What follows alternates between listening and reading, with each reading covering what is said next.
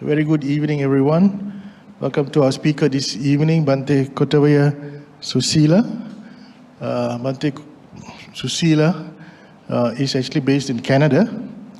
Even though he's a Sri Lankan monk, he's been in Canada for a long time. Bhante Suseela is a Sri Lankan monk who has been trained in the Theravada Buddhist tradition. He had completed his Bachelor of Buddhist Philosophy at the Kelaniya University in Sri Lanka.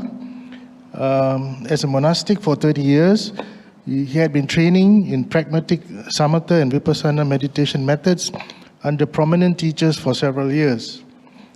Currently, he is the spiritual director of the Alberta Buddhist Vihara Association and the chief resident monk of the Alberta Insight Meditation Center in Canada. He's also been working as a Buddhist chaplain at the Northern Alberta Institute of Technology. I got to know Bhante during COVID. So he used to do a lot of online talks. I think Bhante did a couple of talks for us during COVID. And that's how I got to know him. And I think prior to that, he was also staying at the Central Temple, So he was busy with their activities as well. So I always thought we must try to get him to come to Buddhist Maha Vihara. So finally, it happened.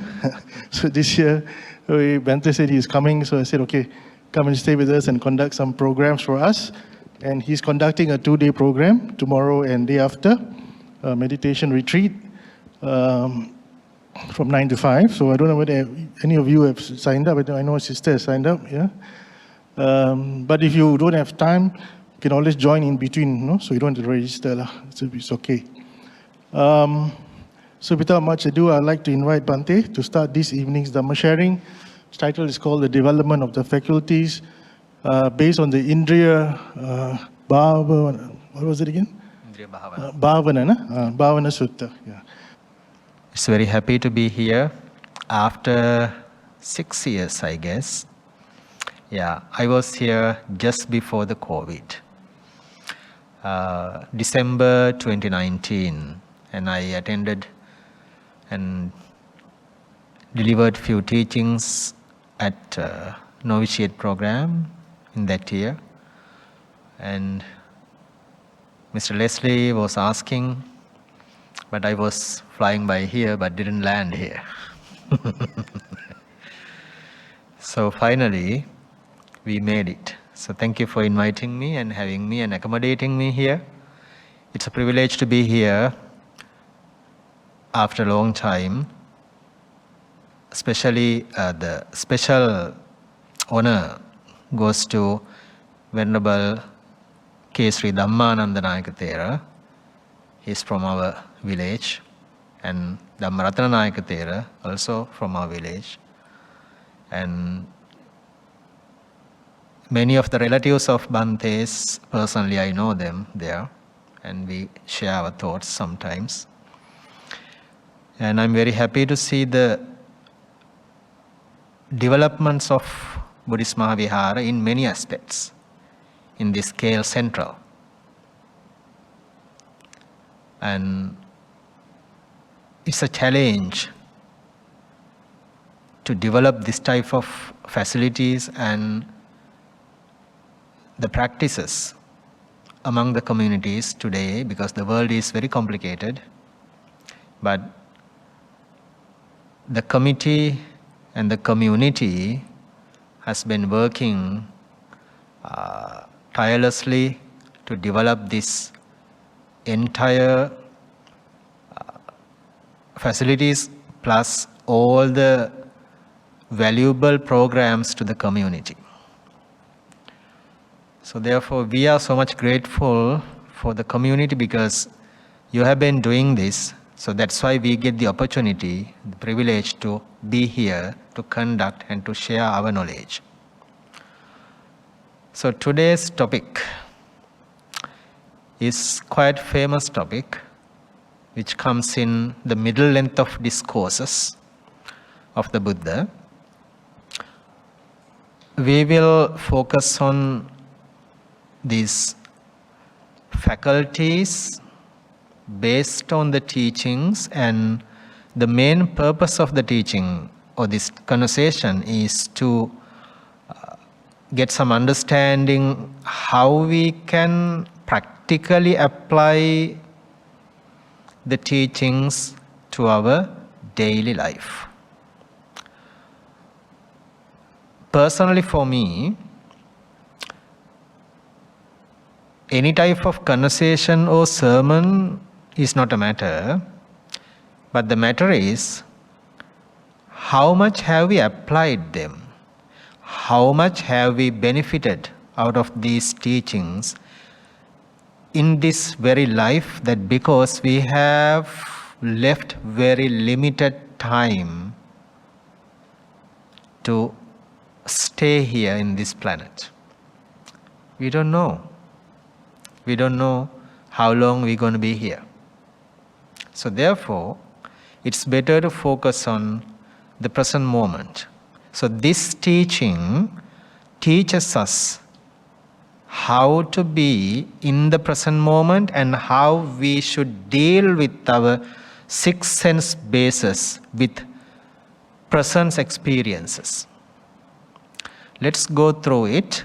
It's a nice teaching, and we'll see how we can understand it. Let's read the story first. There's a nice story. Buddha was living in Kajangala, and then a student of Brahmin Parasarya, Uttara, his name is a young person, Uttara. Parasarya means the teacher. The Parasarya's student, Uttara, came to visit the Buddha. And then they had a conversation. The conversation is, the Buddha asked Uttara, does your teacher teach the development of faculties to his students? Then he said yes.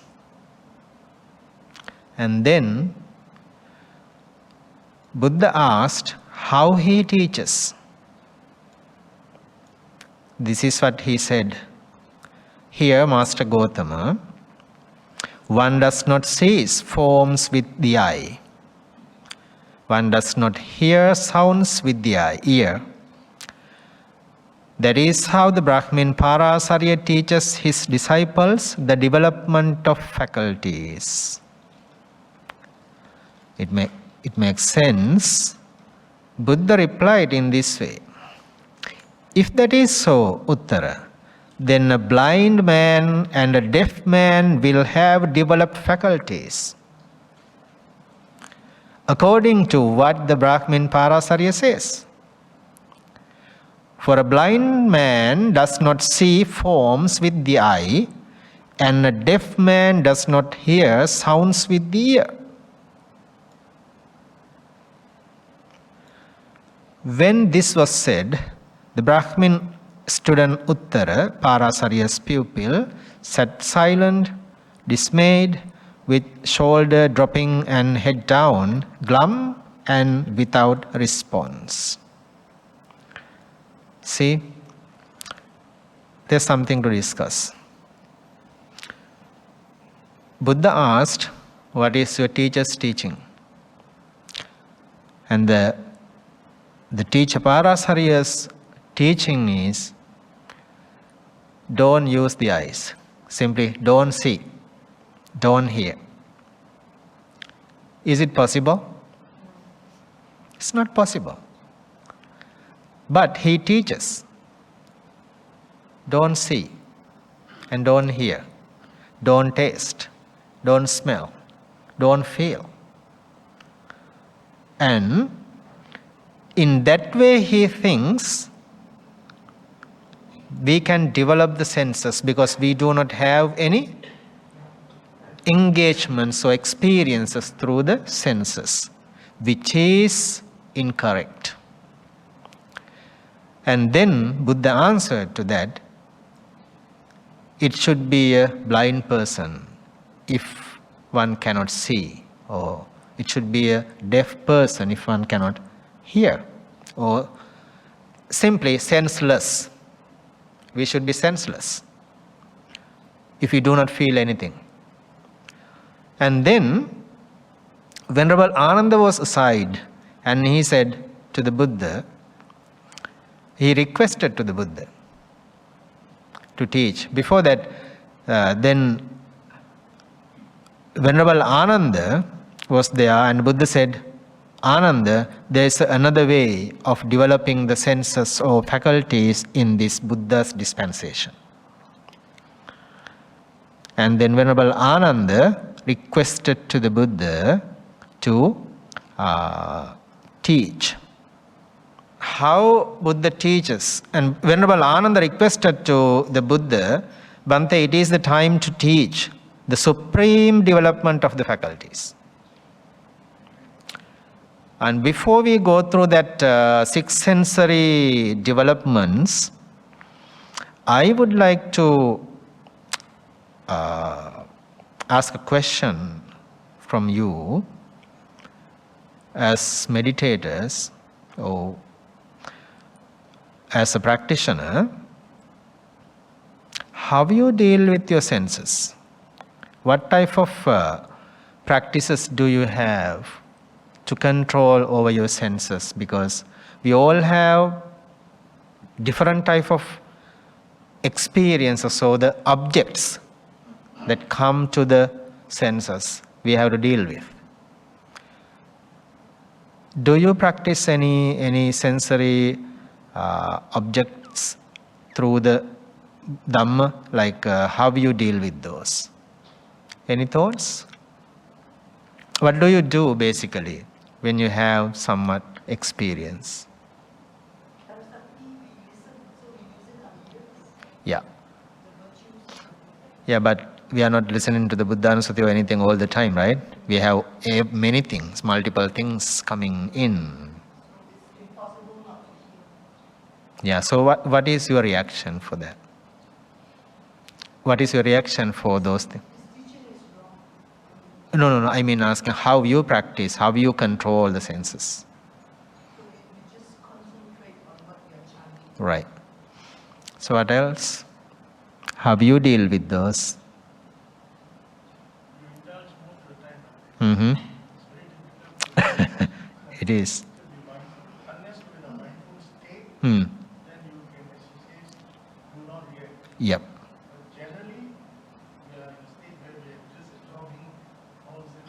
Yeah, that's true. Any other answers?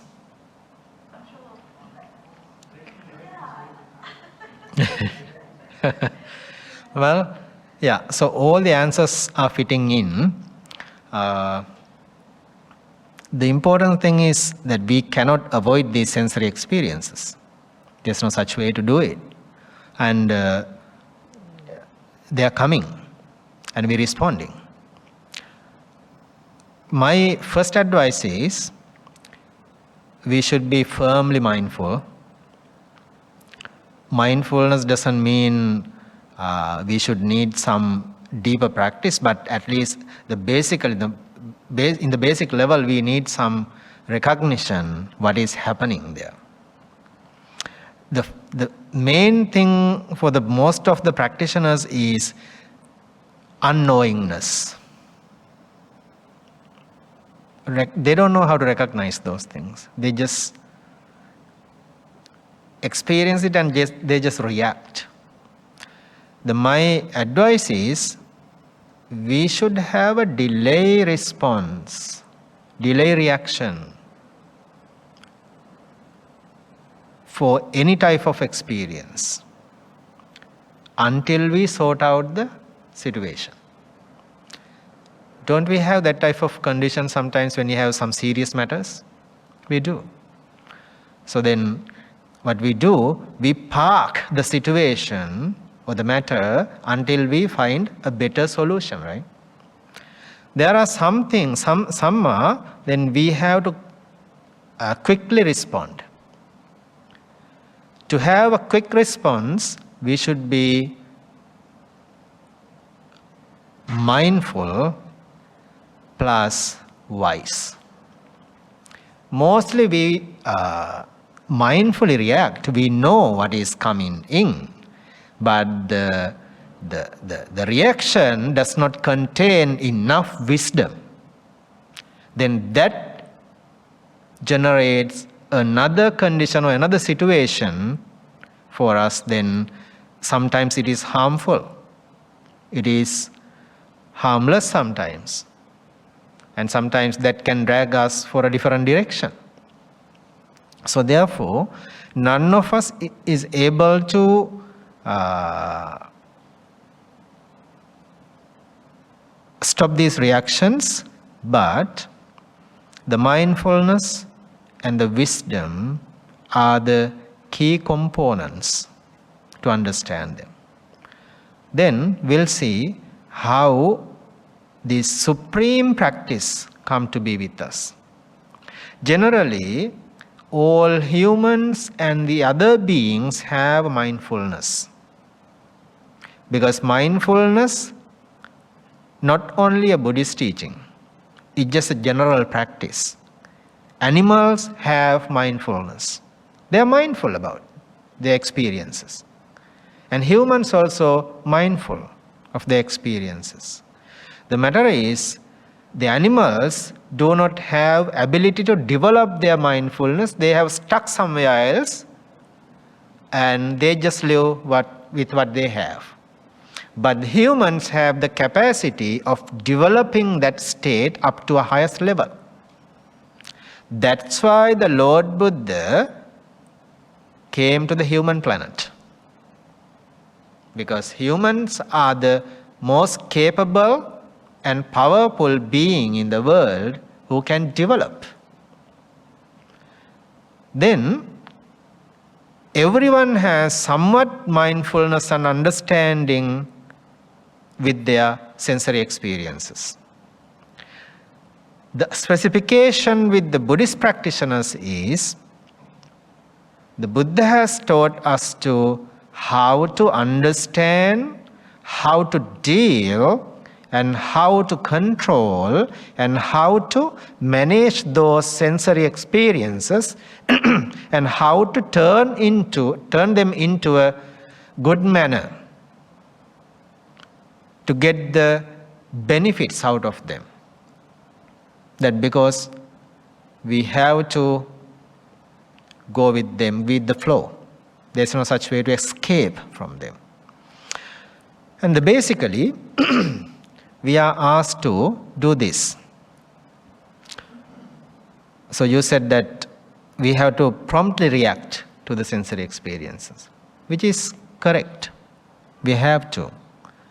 But there are few things that comes in Satipatthana Sutra, in Dhammanupassana. First, this has happened to us. Sometimes some of the experience we notice when they already gone. Sometimes we get suddenly angry and it's gone, but later we understand, oh, I was angry. That's the first step.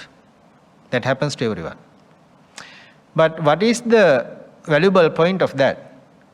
Even later, we understand I was angry. Isn't it good? Which is good, because later we opened the eyes. We recognized, oh, I was angry, which is good. And then that keeps happening. That means we are aware of what's going on. And then when we keep observing and being mindful with that conditions, we know when the anger or the other sensory experiences are present. That because of the awareness. And then we know I'm angry, I'm happy, I'm sad, I'm worrying, and I'm moody, right? Different type of. When those conditions are in the present, then we have different type of masks to wear in our wallet. And then we act according to that state of the mind. when we angry, we have a mask in the wallet and take it and wear it and act. Don't we? We do. We are very good actors and actresses. When we are in love, then we have the mask and we remove the angry mask and wear the loving mask and we just act on it. We smile and laugh and feeling better, right? Yeah. Fathering, mothering, right? Different type of. And then when we are generous, we wear that mask. And we are so generous and faithful. When we want to meditate, we leave everything behind, wear the meditation mask and then meditate. Don't we? It is not something unusual for us. We all have that type of moods, different moods. We change. Why?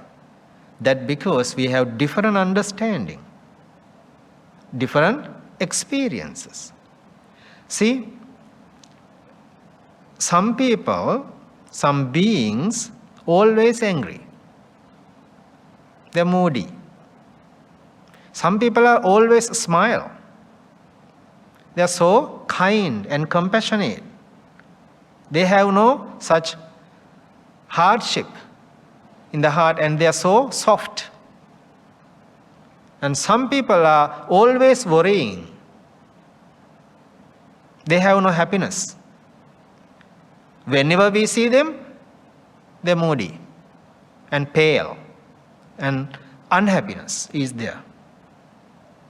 Some people are always smiling and they have the balance of the life. No matter what, they just smile. And some people are so compassionate. Some beings are so generous. Some people, some beings do not get angry, even tiny bit of angry. Why? That's their nature. That's their nature. So, then we have different type of shapes and masks, characters. Now, you have the mood of listening to the Dhamma. And believe me, while listening, there can be some other moods too.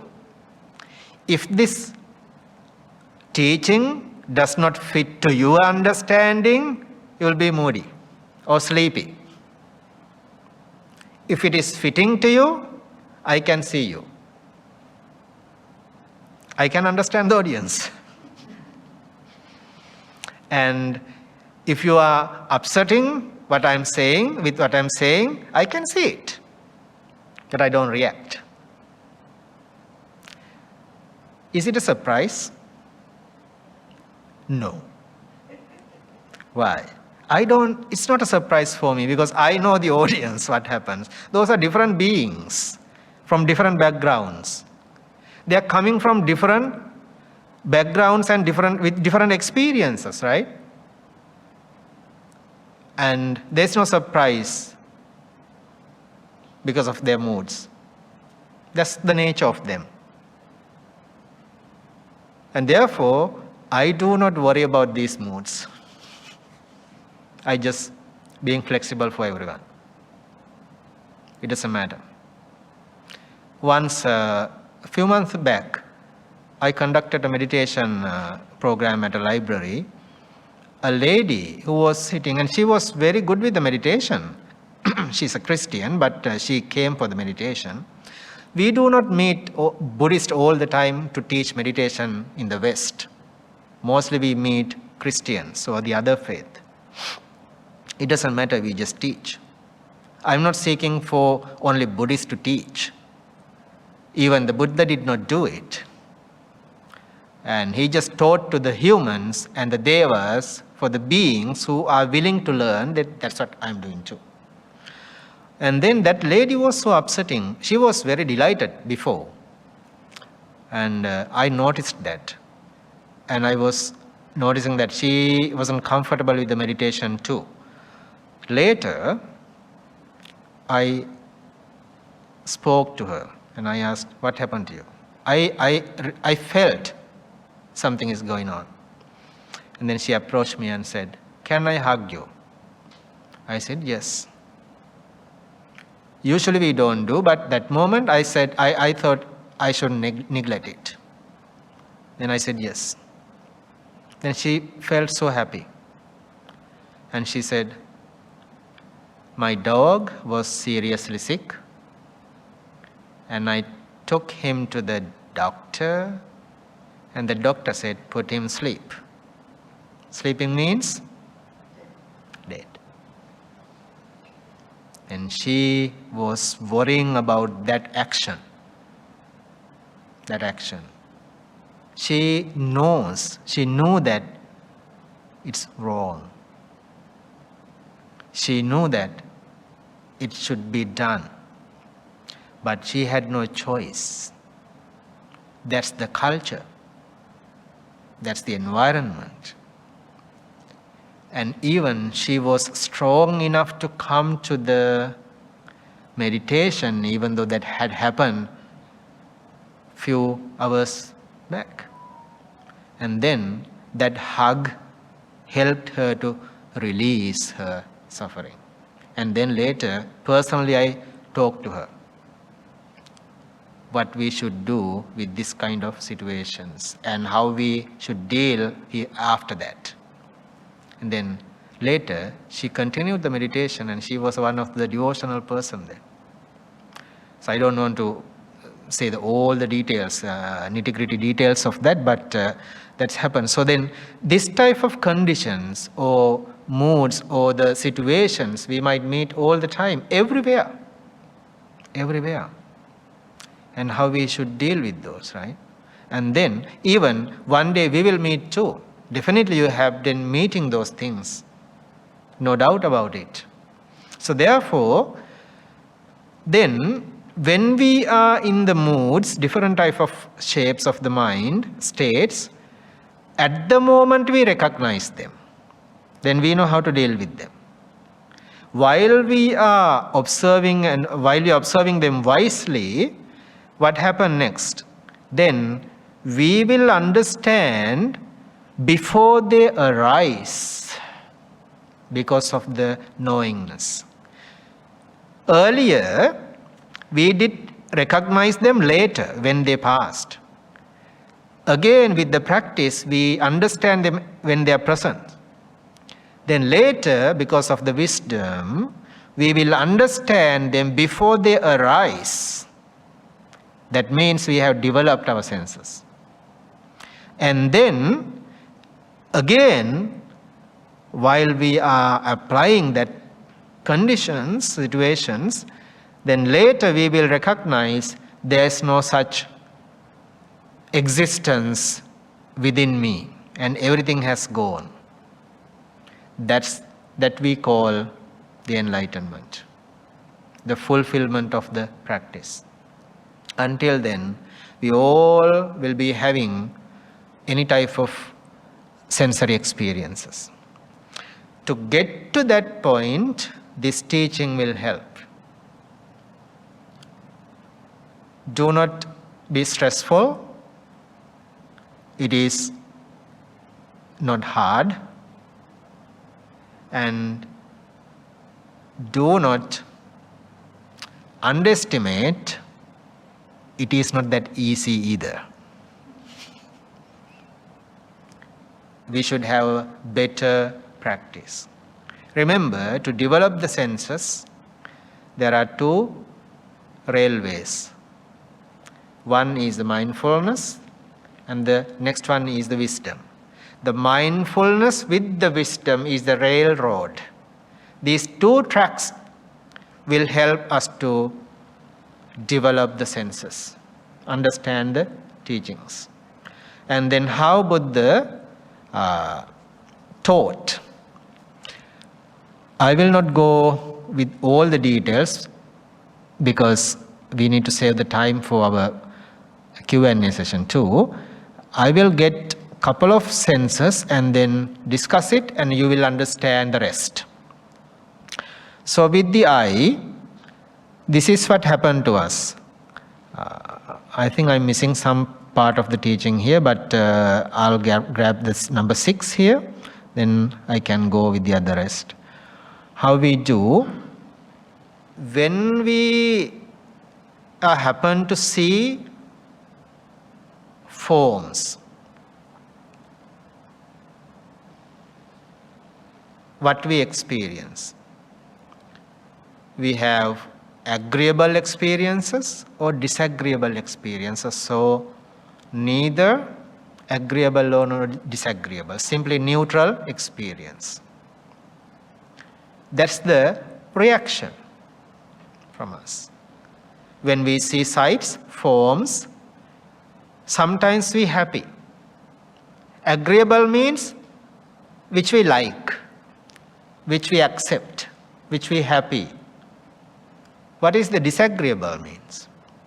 Which we reject, which we do not like, which we do not accept. That's disagreeable. In Pali we call manapa and amanapa. Manapa is agreeable, amanapa is disagreeable, rejectable, refusable. And then there is another state which is neutral. It's kind of carelessness. We just disregard of the experience, but we have some sense, but we do not follow it. But do not misunderstand. Here's the thing with that. Liking or disliking, agreeable or disagreeable states are very visible. Just imagine when we are angry, we can see it, right? When we are happy, we can see it. That's the surface. We know I'm angry and I'm happy, I'm unhappy.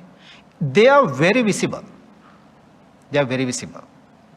It's easy to react, deal with. But the neutral feelings is very, very invisible. We can't understand it. We don't see it. Let me share this story. Once, this is a true story. Once, a monk was bitten by a snake in a forest. And then other monks took him to the hospital.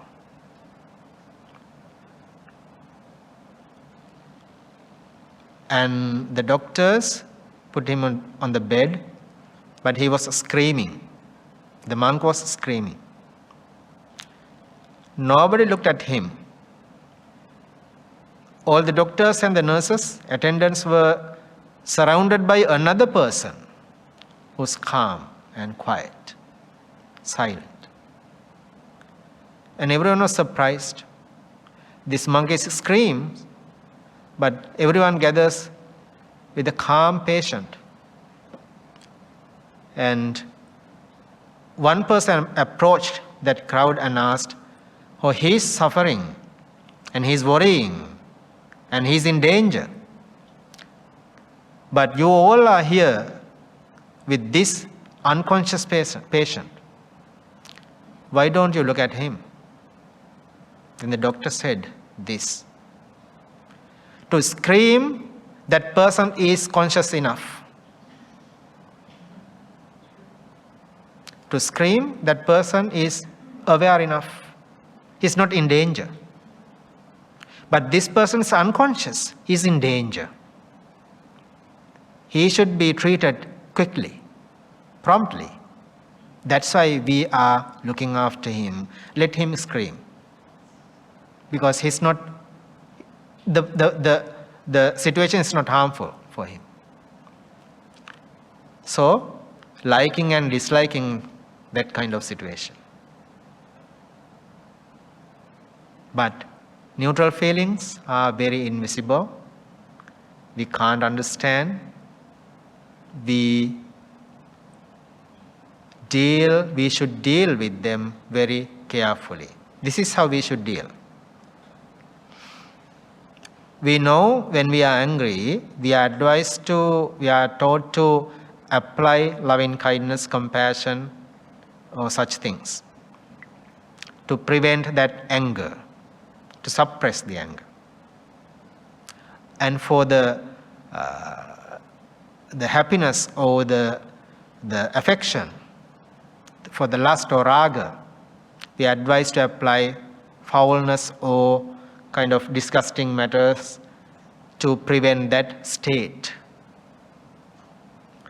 But what is to be applied for neutral feelings?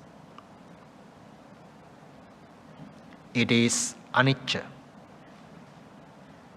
It is anicca. It is wisdom. It is impermanence. Only vipassana can solve or sort out that neutral feelings. None of the other concentration practices are able to sort or solve the neutral feelings. Does that make sense? I'm kind of going deepening. So the visible things, in the surface level, we can sort out. But the neutral feelings should be worked hard. It takes a while to understand, even to understand before sort it out. So, these agreeable and disagreeable experiences and the neutral feelings, how this disciple, how this practitioner thinks about these experiences. Actually, in this teaching, it says, this is about the true practitioner and a frequent practitioner. That person has more wisdom and the mindfulness, the awareness of his own journey. And then that person is fully aware of what is going on through the senses. And when agreeable experiences are present, he thinks or she thinks, oh, I'm experiencing an agreeable or disagreeable experience, object, which is conditionally arose, which is gross, which is dependently arose, which makes the samsaric cycle. To think, to have that state, that person must have that education first. That person must have those details to apply. And then, plus the wisdom, he applies it. What happens then? When the person applies that state, that thinking that these agreeable or disagreeable states are conditionally arose because of some conditions and dependently arose, and they are gross and they are making the danger for the samsara, that means that that person speaks to oneself with the recognition, with the understanding, and that sensory experience will fade away quickly, rapidly, within few seconds, within twinkling an eye. That experience will fade away. And the mind will settle with the equanimity, upekkha. And that unhappiness or the happiness or the neutral feelings will be faded away. The mind is so calm and serene and relaxed. What is the important matter of that?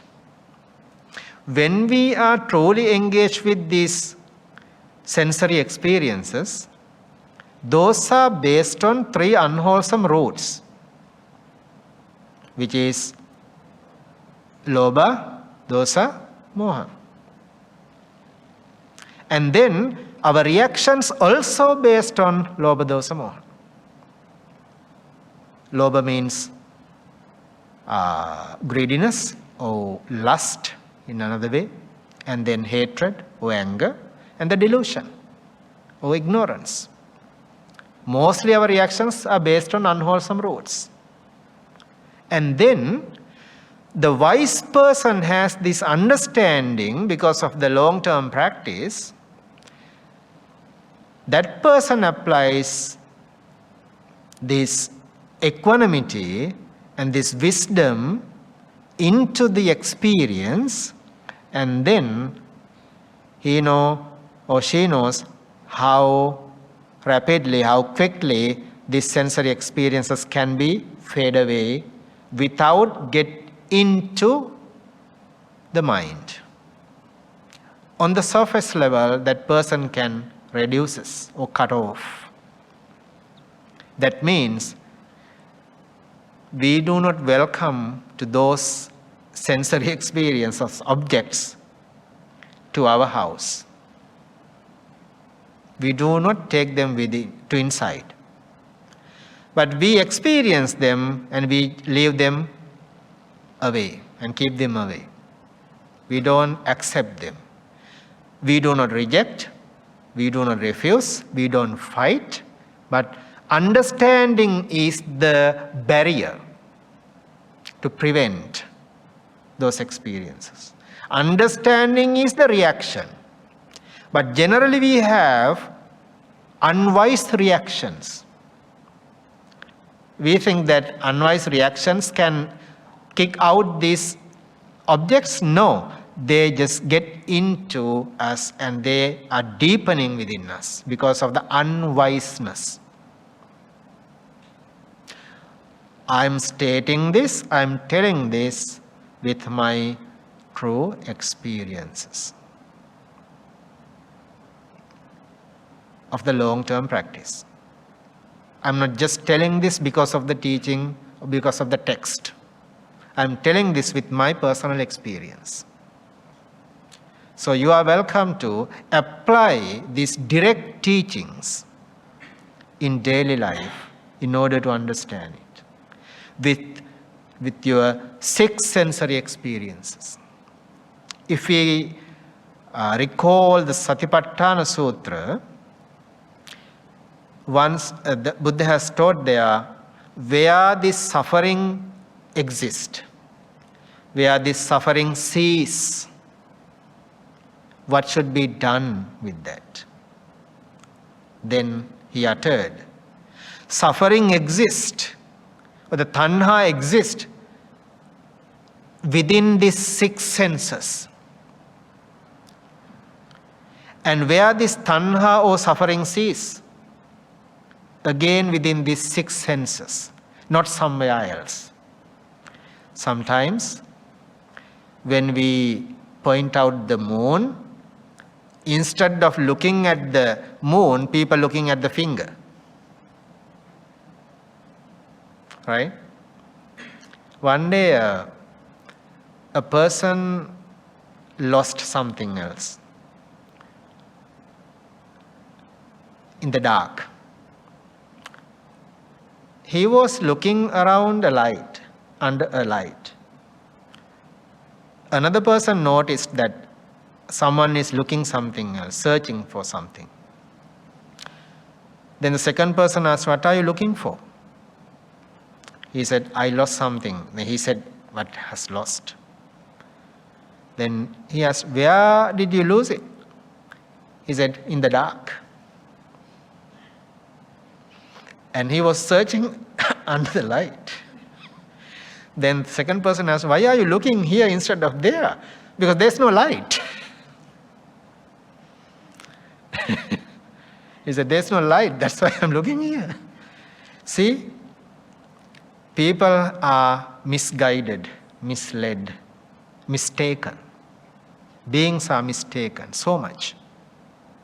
And they don't know what they're doing. So that person has to search where he has lost things. So therefore, we should search the suffering. We should understand the suffering within us, not somewhere else. Then we should treat to the tanha or suffering where it has arose, not somewhere else. There's a very good famous phrase in the Buddhist, the Sinhala culture, literature, that a person who has the wound on the leg, but that person treated to the backside of the body,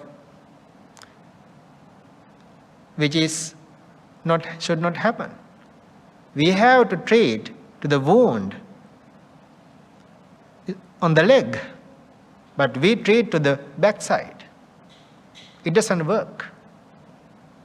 So therefore, we need to treat, we need to understand the tanha, or the conditioning, or the originations, or the existence, where they arise, where they exist. So where these tanha exist? Within the senses. Where they cease? Within the senses. Then where we should treat? Also here. And what is this agreeable and disagreeable, or neither, or the neutral experiences are? Those are the tanha. Those are the suffering. And where they arise? Through the senses. Where we should treat them? Through the senses. Does that make sense? Yeah. So, then the teachings of the Buddha is, if one can develop these 6 senses by applying equanimity, by applying the wisdom, by applying the vipassana, that person will liberate oneself very quickly, promptly, rapidly. And we do not want to wait to get the ultimate result for a certain period of time. The result is in the present moment. Let's think in this way. Imagine that now I have this agreeable, disagreeable, anger, or liking or disliking, whatever the state at the moment. Now we understand they are present. Then we are wise. We know how to deal with them. When they arise, we have the wise reaction. We react wisely. We apply the Dhamma to that present experience. And suddenly, that experience, or that object, or that sensory experience will fade away gradually. Where that problem exists? Here, at the moment. Where we treated? Here, now. And the fire is gone.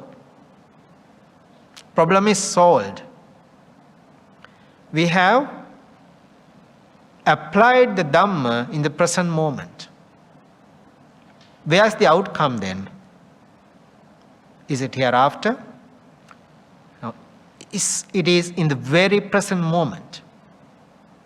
And we feel we are equanimous, and we feel so happy, and we feel so relaxed and cool down and calm down, and we are serene. Why? The happiness always here in the present moment. It is not from the past, it is not in the future. Happiness is here. All the problems, all the matters arise here and cease here. We have to apply the Dhamma in the present moment. And then we are firmly calmed down, and we are completely free from the suffering. Suffering exists here, and suffering ceases here. And the Dhamma is very visible. Dhamma is akaliko. It's in the present moment. Dhamma is in this very life. No need to wait until we die to get the result. Before we die, we can liberate ourselves, at least some amount of it. That will count hereafter as well. Why we are capable of listening to the Dhamma in this very life among this busy lifestyle, because that we have fulfilled our perfections enough to listen to the Dhamma and apply it accordingly. Aren't we fortunate? Or fortunate enough? Then we should bring that fortunate to the present moment to deal with and to success our journey. Okay, so that's the basic understanding of this teaching. I do not want to read all the details here. Easily we can equipoise ourselves. Easily we can calm down ourselves by applying our own wisdom. This wisdom is not from the Buddha, not from someone else. We can't hand it over. It's our own wisdom. We have the wisdom and we have the ignorance too. Then we have to upside down them. We have to understand when I am deluded and when I am wise. The wisdom or the ignorance or the delusion is within us. It's not something out of our control. It's within. It's within us. We should be able to understand it. So we should remove the cloud, the dust within. Then you will see the purity of the mind. Then one can purify oneself and will bring the ultimate outcome. Finally, let me share this story too. I have a number of stories.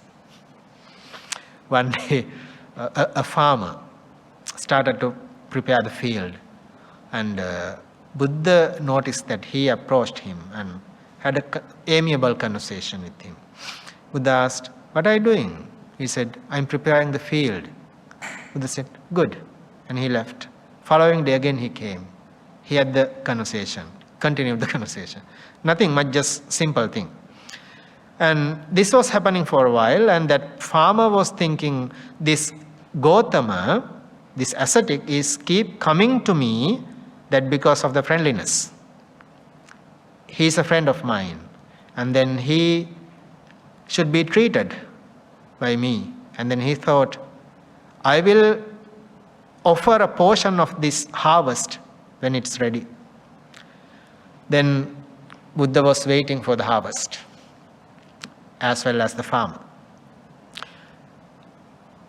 The field was ready to collect the harvest, and the farmer thought that I will collect it tomorrow. Tonight, it was a heavy raining. There was a flood, and the field was washed away. And the farmer noticed that the field is no more, it's gone. And he was so sad, upsetting, that his entire life is gone, because that was his wealth for next few months with his family. He was lamenting and crying and sad, worrying, and he was lying down on the bed. Householders, family members tried to feed him, but he did not, he rejected. Later, Buddha arrived at his house, and the family members said he's reclining and then he's worrying. Then Buddha approached him and asked what happened. He explained what had happened to his field. Then Buddha knows that. He knows that it happens. And Buddha uttered a teaching. Tanhaya jayati soko, tanhaya jayati bhayam, tanhaya vippamuttas, natti soko kuto bhayam. When he was delivered, uttered that 4 praises, that person sat down and he was delighted. His sadness was gone. What had happened there? What's the meaning of that teaching? Tanhaya jayati soko. The craving or the desire generates the sorrowness, unhappiness. Tanhaya jayati bhayam. The greediness, the craving or desire generates fear. Bhaya is fear. Tanhaya vippamuttassa. When someone freed from craving, liberated from craving, natti soko, there is no sorrow, lamentation. Kuto bhayam. When there is no sorrow or lamentation or fear, there is no fear. Then what happened to that person after this teaching? He thought, I was crying, not that because of the fields are gone, that because of my mind was gone. My mind had washed away. That's why I was crying, not the field. That was the turning point to upside down himself. Then he sat down with the understanding. Then he entered to the Sotapanna state.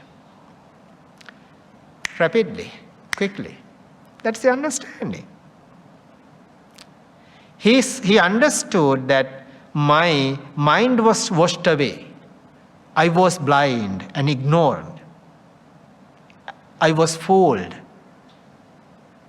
because of the craving, because of the lust, because of the affection, because of the wantings.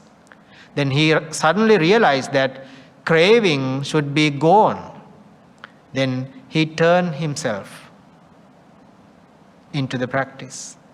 That rapid change made himself Sotapanna.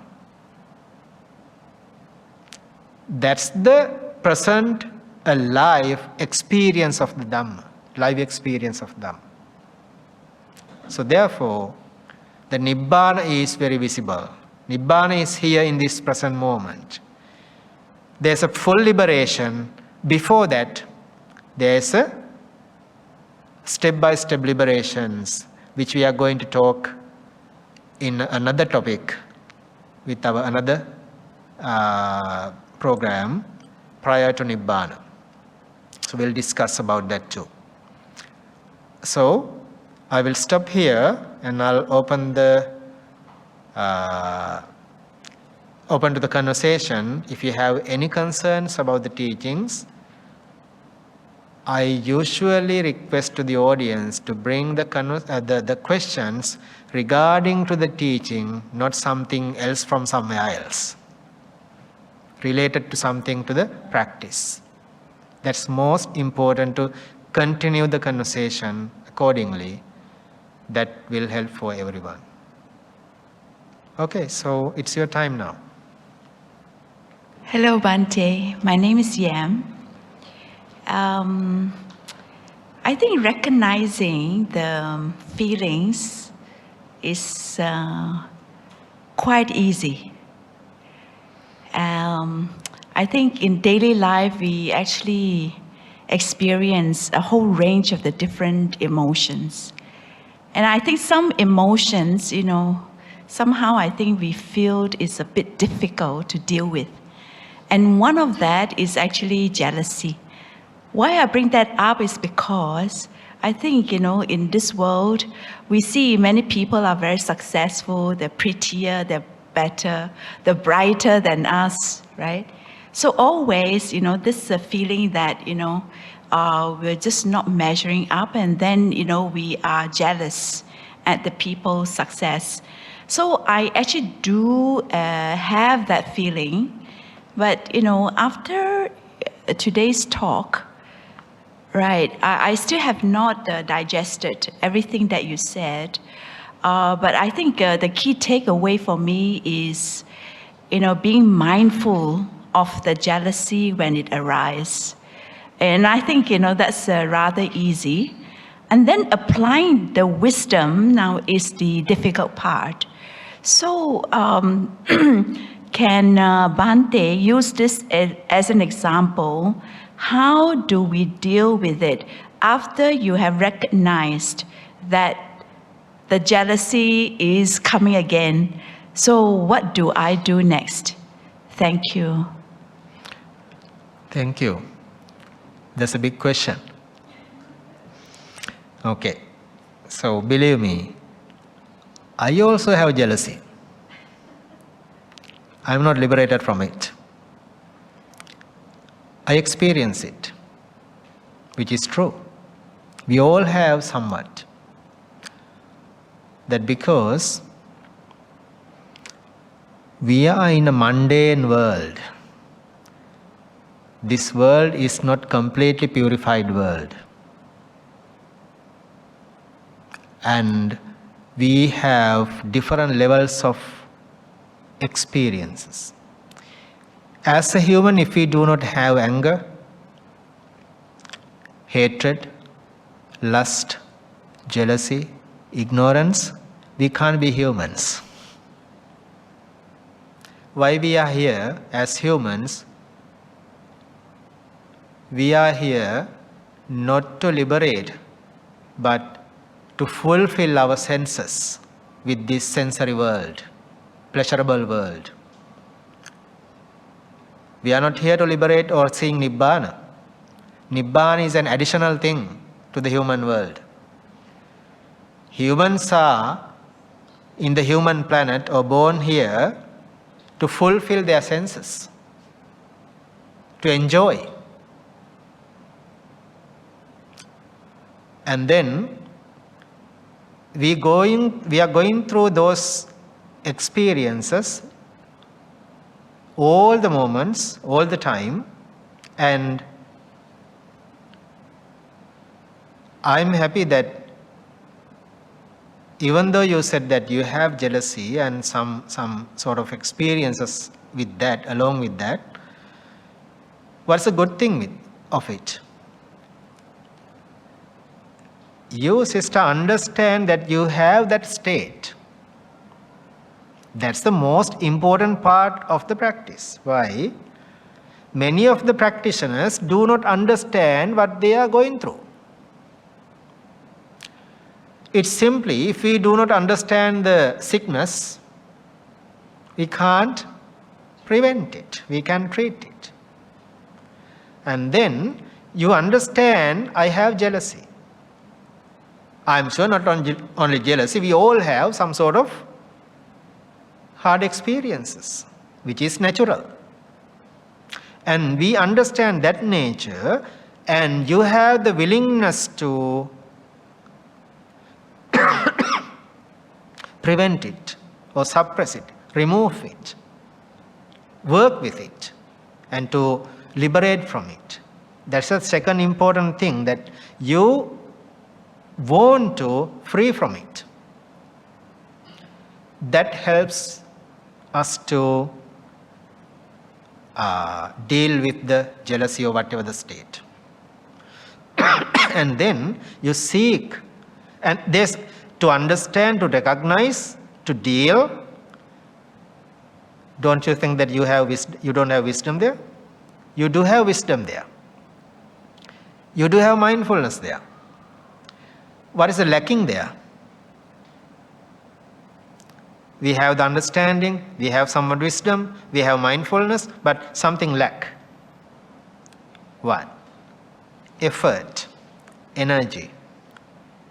And we should be more energetic. We should be more mindful.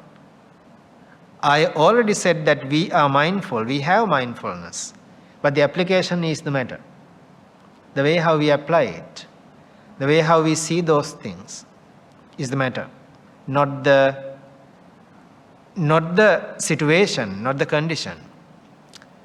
And we need more energy, more effort, more understanding, and this should apply frequently.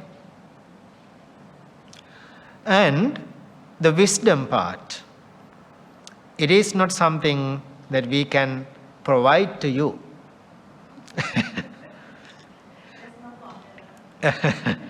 There's no such program, that wisdom program. We can say words, but wisdom is within you. So here's the thing. If you purify yourself with the practice, wisdom is within there, wisdom will arise. So the lotus grows in the mud. When the time's passing, it comes up and blooms. Wisdom is here in the mud. We have to remove the mud day by day, and then the wisdom will bloom.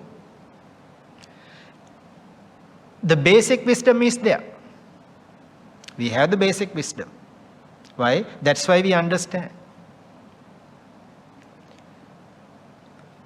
The fundamental view, right view is there. Basic right view is there. That's why we can understand. Does that make sense? Yeah. So we'll have another conversation later. Okay, so other concerns? Any other concerns? Yeah.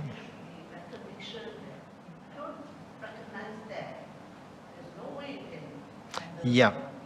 The main point is recognition. Yeah. Because if I do not understand what I am, who I am, then there's no way to liberate myself, right? Then first I should understand who am I, what am I? Understanding, yeah, recognition, understanding, and then so recognition and understanding plus mindfulness. Mindfulness is there, awareness. And then wisdom, we bring wisdom to investigate that condition. And then we analyze it, why this jealousy or the state arises. That analysis helps to suppress or remove the particles of that condition. Bhante, good evening. Good evening. So Bhante was saying that, just how you were saying that we have to recognize, we understand, with mindfulness, all this. But what kind of condition that the person would have before they're able to do such things? Like you see, a lot of people, we know it, but what are the criteria? Is it because of karmic, or is it because of how to reach to that level, to understand, to recognize? Because it's easier said than done, isn't it? But most of the time, we are not aware.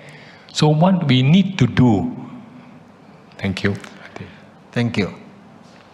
The only thing is we have to, I can say we should practice.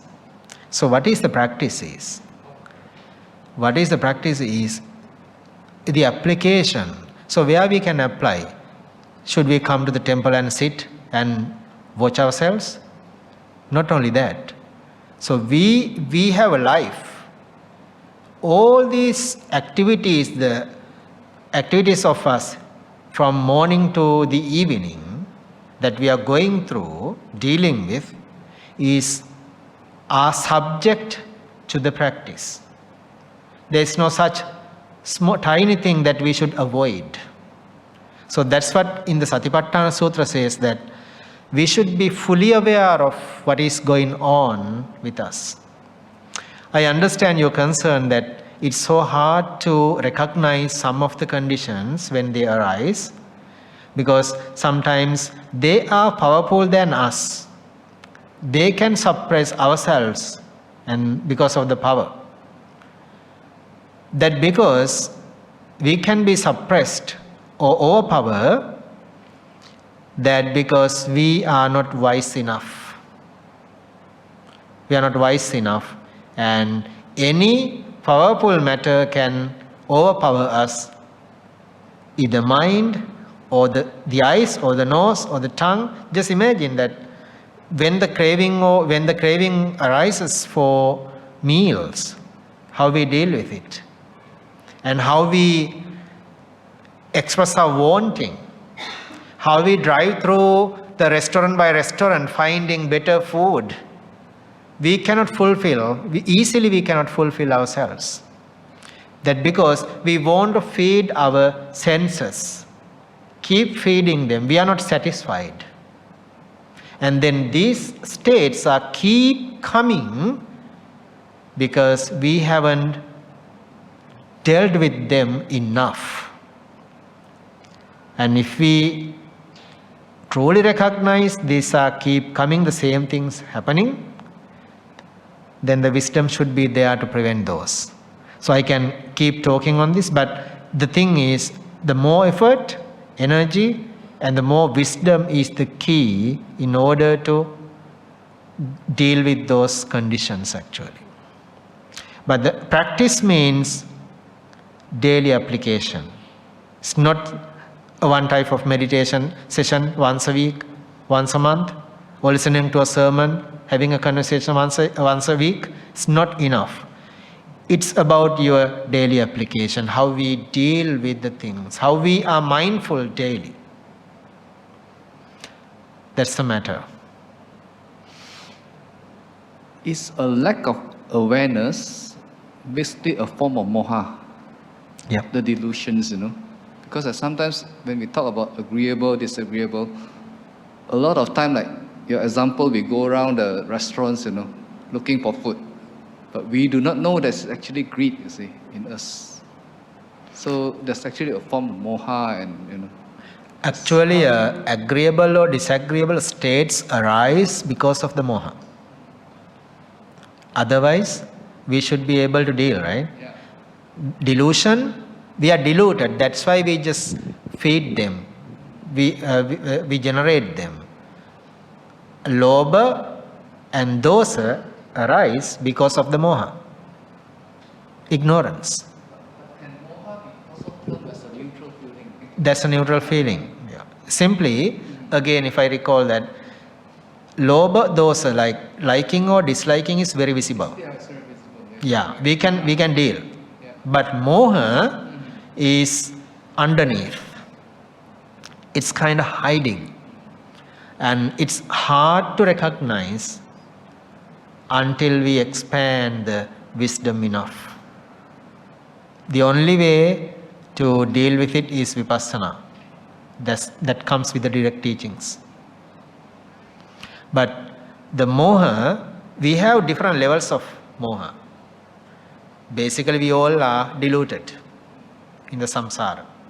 And then we have, again, it depends on how much we have grasped. The moha depends on that. So why still we cannot liberate? Because our ignorance or avidya is so firm, steady. Still, sometimes still we can't, even though we have a lot of Dhamma teachings and applying, but still we can't deal with some simple things even, right? Sometimes we cannot let go very simple things. We keep worrying about those things. They keep coming. That because before we find a better or the firm wisdom, we should be able to deal with these tiny things. But still it's hard to deal with those. Just imagine how the world deals with. So the moha is the biggest part of this. That's why in the 10 fetters, the moha goes until the liberation. Once we fully removed or let go the ignorance, there is the wisdom, there is the nibbana. Until then it goes. It means it has laid out throughout the samsara. But luckily, we all are lucky enough to listen to the Dhamma, even though we have lack of understanding, lack of wisdom, but we have somewhat wisdom suppressing the moha.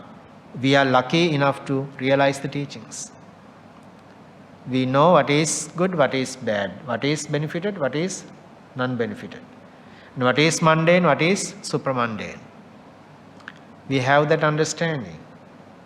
Talking about our senses or our feelings and what is agreeable and not agreeable, often they are boiled down to our survival necessity. Like if we don't like a smell, like a urine smell, whether we don't like, it's because that substance is not harmful for our body. That's why we repel it. right? Or sometimes when we chase for wealth, well, wealth is because it provides us security to live without having to go hungry and all that. So, thing is, and of course, our reaction to it goes accordingly, right? If we smell some smell of urine, we run away because it's not good for our body. Well, we chase after wealth because we know it's necessary for our living, it's for the future, right? Not for now, but for the future, right? So the thing is, when do we, can I say, draw the line and put a stop to say, yeah, we should note these desires or this reaction of ours, but not to take action, or we should actually follow the reaction that comes from it, because I find that if you look at it carefully, most of our agreeable or disagreeable and the reaction all boils down to actually our survival, or something that we know is important for our survival. Thank you. If I understood correctly, this is what happens. We are in a general world, secular world. We can't escape from many things. We can escape from something, but not everything. And we have to deal with, like as a secular person, and you have to deal with your family. You have kids, you have to work, you have to deal with your regular life. And this doesn't mean that we should ignore everything that comes to us. Sometimes, as parents, there are times that we should be tough when we parenting, right? Then we need to be tough. But it we don't have the toughness within, but we just show it to tame our kids, to control them. And sometimes, this is what happens. When people offer dani, they wholeheartedly do it. I'm not saying that we are pretending, but sometimes, mostly our devotees, especially women, they are so delightful when they express our happiness of their offering. And then, without touching, without crave for it, we have to make them happy by saying some words, few words. Oh, this is very tasty. Sometimes it's not. But we have to say. I mean, we can't say, oh, this is so not delicious and we can't eat. But I mean, it's not pretending. But we have to make them happy. In the West, we call it white lying. White lying. So make them happy. Even for kids, we know sometimes some of the things is useless. But we have to have them to make them happy, right? It doesn't mean that we fully engage with it or fully accepted that. Sometimes inside it could be worrying, but to outside we show the happy face. Smile. Because we don't want to show our unhappiness to the world. We just protect ourselves. And so therefore, we are in a mundane world, and this world is not ready to liberate themselves at once. Therefore, we have to deal with case by case, according to them, for the survival. But we should understand what is the actual factors or nature of the condition. But still we deal with it. And we should live harmoniously with others. Therefore, we cannot be very tough. So if we face to the reality, we can't do anything. We can just sit outside under a tree. We don't need the technology. We don't need anything, air conditioning. And we can just sit outside and do things. That was the authentic practice from the past, but it has developed in different conditions until today. Then we have to go with it, which is not bad. And which is, can't say no. That's the world. But if we go, while we are going through the world, if we can understand what I have to do actually, then that's the matter. Though you are having a family life and your busy life, if you can deal wisely without clinging to them, clinging to it, that's the matter. That's the wisdom there. Have you heard about the Anusati Bhavana? Anusati means recollection, reflection, meditation. So Buddha Anusati, Dhamma Anusati, Sangha Anusati, so forth. There are 10 recollection meditations. Marana Anusati, Metta Anusati, so forth. So then I'm going to focus on those because mostly meditators think everyone must practice Anapanasati only. That's a misconception.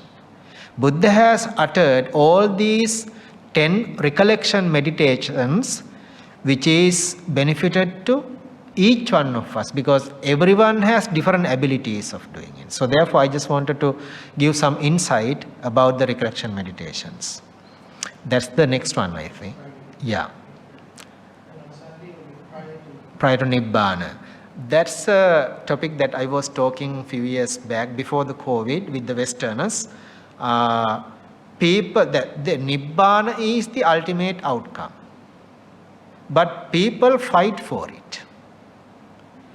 My understanding is we should not fight for the Nibbana. Nibbana will appear if we do our job here.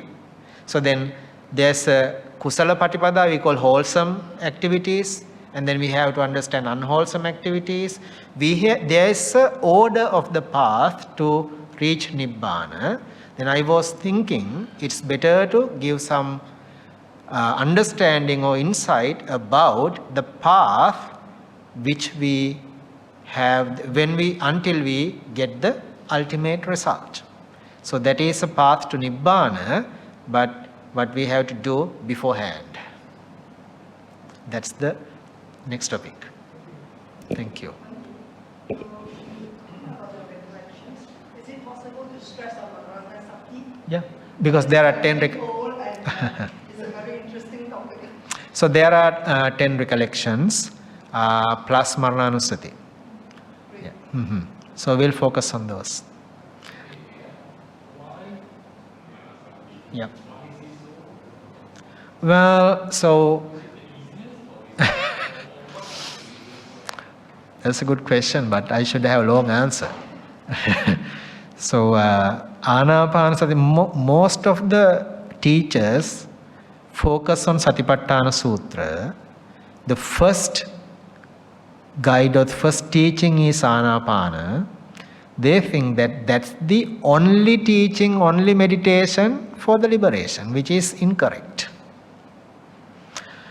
Because there's a phrase, Ekayano bhikkave ayang maggo. The Buddha says this is the only path to Nibbana, and they have mistaken Anapanasati is the only path. No, Satipatthana is the only path. Satipatthana contains 100 of meditation techniques, methods, if we go one by one. And Anapanasati is one of them. I know personally, many people cannot apply Anapanasati because of many issues. But there might be some other substitutes, options to apply. So recollection meditations are those. Some people have hard time with walking, and some people have hard time with sitting, and there should be some additional things too.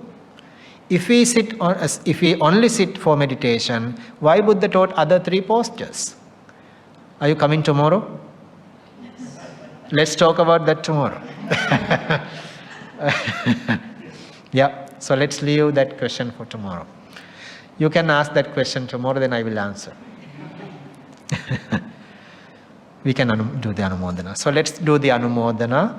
So we have accumulated merits by engaging to the Dhamma, discussing the Dhamma, listening to the Dhamma.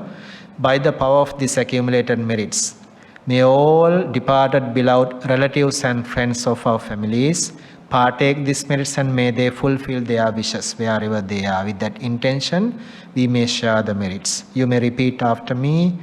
Idam me Jnatinang samijjhatu.